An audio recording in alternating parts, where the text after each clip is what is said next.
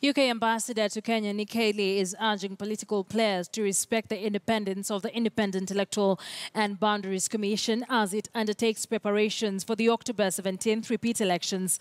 He says even though the commission will consult the parties as it prepares for the poll, it has to take the decision it is entitled to take. He spoke on our Morning Express show with one of our anchors here, Michael Gitonga. The advice I have is the institutions are the only institutions you've got, and you've got to respect them, and you've got to preserve them.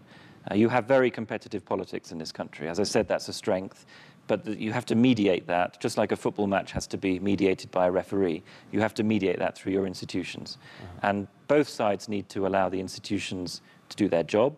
They need to refrain from criticizing the institutions, and they also need to respect that the institutions, and I mean here particularly the IEBC, it's they who decide what the arrangements for this election should be. It's not the Jubilee Party or the Nasser Alliance which gets to decide who sits on the IEBC staff or what arrangements they should make for procuring things.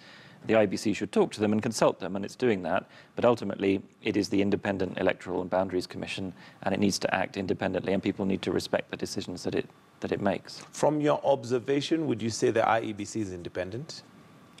I think it is. I think the IEBC has been criticised by both sides at different times, and that demonstrates that it's trying to do an independent job. You don't have an alternative IEBC.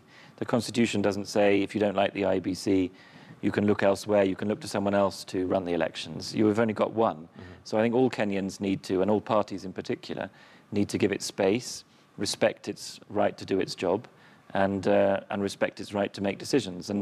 And that means that no one's going to get all of their irreducible minimums or their demands. No party's going to get everything that it wants.